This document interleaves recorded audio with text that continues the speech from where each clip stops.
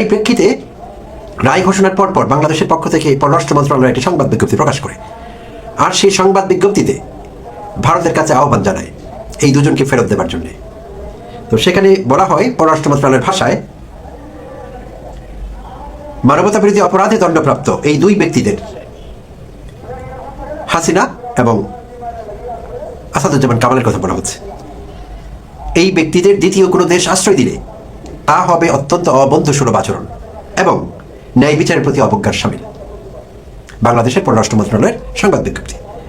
আমরা ভারত সরকারের প্রতি আহ্বান জানাই তারা যেন অনতিবিলম্বে দণ্ডপ্রাপ্ত এই দুই ব্যক্তিকে বাংলাদেশ কর্তৃপক্ষের কাছে হস্তান্তর করে।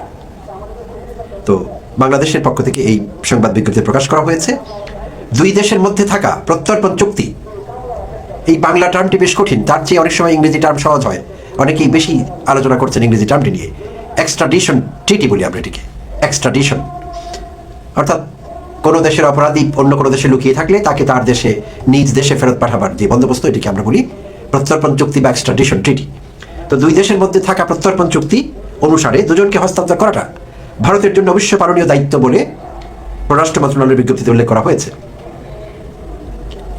ছাত্র জনতা আন্দোলনের মুখে গত বছরের 5 আগস্ট প্রধানমন্ত্রী পদ থেকে ইস্তফা দিয়ে ভারতে পালিয়ে যান আওয়ামী লীগ সভাপতি শেখ হাসিনা। অন্তর্বর্তী সরকার এর আগে কয়েক দফা ভারত সরকারের কাছে আহ্বান জানিয়েছে, ভারত সরকারকে অনুরোধ করিয়েছে হাসিনাকে ফেরত পাঠাবার জন্য, বাট তারা গা করেনি।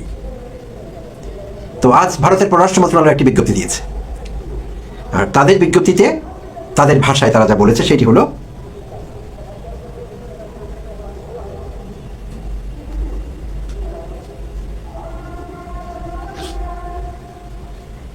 ভারতের পররাষ্ট্র মন্ত্রণালয় বলেছে একটি নিকট প্রতিবেশী হিসেবে ভারত বাংলাদেশে শান্তি, গণতন্ত্র, অন্তর্ভুক্তি, স্থিতিশীলতা সহ বাংলাদেশের জনগণের সর্বোত্তম স্বার্থের বিষয়ে অঙ্গীকারাবদ্ধ রয়েছে।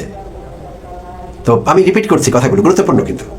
ভারতের পররাষ্ট্র মন্ত্রণালয় বলেছে একটি নিকট প্রতিবেশী হিসেবে ভারত বাংলাদেশে শান্তি, গণতন্ত্র, অন্তর্ভুক্তি, স্থিতিশীলতা সহ বাংলাদেশের জনগণের সর্বোত্তম স্বার্থের বিষয়ে অঙ্গীকারাবদ্ধ রয়েছে। এই লক্ষ্য অর্জনে আমরা সবসময় সব অংশীজনের সঙ্গে গঠনমূলকভাবে যুক্ত থাকব। এই লক্ষ্য অর্জনে আমরা সব অংশীজনের সঙ্গে গঠনমূলকভাবে যুক্ত থাকব। তো খুবই সতর্কভাবে এই বিবৃতিটি দেওয়া হয়েছে। তো আমাদের আশঙ্কা ছিল যে ভারত কিভাবে প্রতিক্রিয়া ব্যক্ত করে। তো তারা যেই ভাষায় প্রতিক্রিয়া ব্যক্ত করেছে এটি একটি পজিটিভ সাইন। কোনো নেতিবাচক বিবৃতি দেয়নি, দেবার কোনো সুযোগও বোধহয় ছিল না। কারণ হাসিনার প্রতিষ্ঠিত এই আন্তর্জাতিক অপরাধ ট্রাইব্যুনাল 2010-এ হাসিনা এই ট্রাইব্যুনাল প্রতিষ্ঠা করেন বিশেষভাবে জামাত ইসলামের নেতৃবৃন্দকে ফাঁসিতে ঝুলাবার জন্য। তাদের বিরুদ্ধে যুদ্ধাপরাধের মামলা আনা হয়, অভিযোগ আনা হয় এবং তাদেরকে ক্যাঙ্গারু কোর্টে যেরকম প্রসিডিংস হয়, যেভাবে প্রসিকিউট করা হয় কাউকে, আত্মপক্ষ সমর্থনের তেমন বিশেষ সুযোগ থাকে না, মানবাধিকারের বিষয়টি পুরোপুরি রক্ষা করা হয় না এবং বিচার প্রক্রিয়া স্বচ্ছ হয় না। সবচেয়ে বড় কথা হলো এটি। তো এরকম ক্যাঙ্গারু কোর্ট স্টাইল সাজা দেওয়া হয়েছিল জামাত ইসলামের বেশ কিছু বৃদ্ধ নেতৃবৃন্দকে, তাদের বয়সের দিকটা বিবেচনা রাখা হয়নি।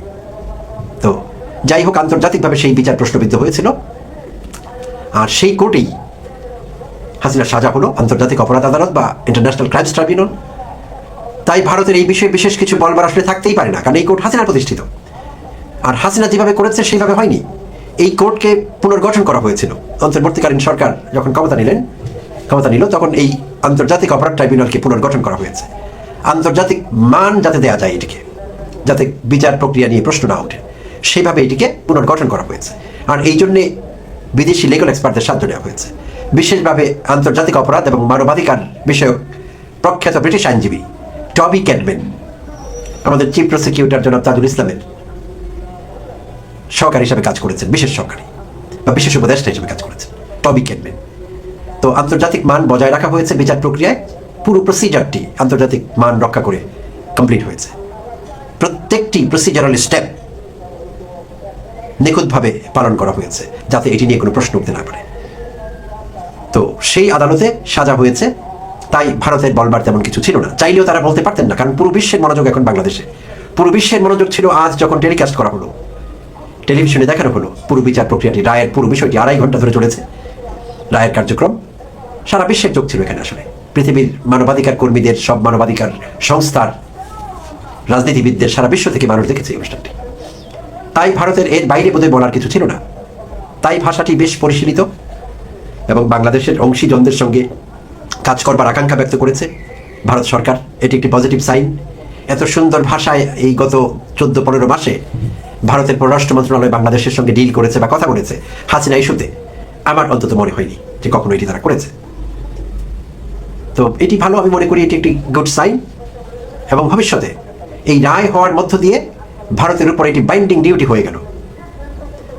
যেহেতু আমাদের অলরেডি এক্সট্রাডিশন ট্রিটি আছে, সেই ট্রিটিকে মান্য করা এবং সেই ট্রিটি অনুযায়ী হাসিনাকে ফেরত পাঠানো এবং সাবেক স্বরাষ্ট্রমন্ত্রী আসাদুজ্জামান খান কামাল তাকে ফেরত পাঠানো, এটি ভারতের কর্তব্য হয়ে গেছে এখন। এবং আন্তর্জাতিক বিশ্ব চোখ রাখবে বিষয়টিতে। ভারত যদি এক্সট্রাডিশন ট্রিটি মান্য না করে, না করে, প্রশ্নবিদ্ধ হবে ভারত ইন্টারন্যাশনালি। কারণ ভারতের পৃথিবীর বিভিন্ন দেশের সঙ্গে নানা রকম ট্রিটি আছে, তো সেই বিষয়ে ভারতকে খেয়াল রাখতে হবে। তাই ভারত এখন কি করে, কোন উছিলায় হাসিনাকে আটকে রাখবার চেষ্টা করে, সেটি এখন দেখবার বিষয়। আমরা চোখ রাখবো, সারা বিশ্ব চোখ রাখবে। এখন ভারতের কি বলবার আছে, কনভিকশন হয়ে গেছে যার বিরুদ্ধে দণ্ডাজ্ঞা হয়েছে, শাস্তির বিধান হয়েছে, শাস্তির আদেশ হয়েছে, তাকে ধরে রেখে মেহমানখানায় সেখানে খাওয়ানো, উস্কানি দেয়া, বাংলাদেশ বিরোধী কর্মতৎপরতা চালাতে সাহায্য করা, তো এই বিষয়গুলো আর বেশি দিন চলবে না। ভারত খুব বেশি দিন এটি চালাতে পারবে না। আনন্দের বিষয় হলো ভারতের ভিতর থেকে এখন কথা উঠছে এইসব বিষয় নিয়ে। কলকাতায় তো অনেক লোক সরব, পশ্চিম বাংলা থেকে দাবি উঠেছে বিশেষভাবে যে আমাদের জনগণের করের টাকায় কেন শেখ হাসিনাকে এখানে পালতে হবে, এর পেছনে কেন ভারতের লোকের টাকা খরচ করতে হবে, ভারতের টাকা খরচ করতে হবে, এই প্রশ্ন উঠেছে। কিন্তু তো আগামী দিনগুলোতে এই প্রশ্ন আরো জোরে শুরু উঠবে, এটি আমরা আশা করতে পারি। তো দেখা যাক, অদূর ভবিষ্যতে আমরা হয়তো আরো জানতে পারবো ফার্দার ডেভেলপমেন্ট, দুই দেশের মধ্যে কি হয়। এই রায় অনেক কিছু পাল্টে দিয়েছে নিশ্চয়ই, অনেক সমীকরণ। আর ভারত কি করে ইন অ্যাকশন, থিওরিটিক্যালি অনেক কথাই বলা যায়, অ্যাকশনে তারা কতটুকু যায় বা কি করে সেটি দেখবার জন্য আমরা অপেক্ষা করছি। প্রিয় দর্শক, ধন্যবাদ সবাইকে, ভালো থাকবেন।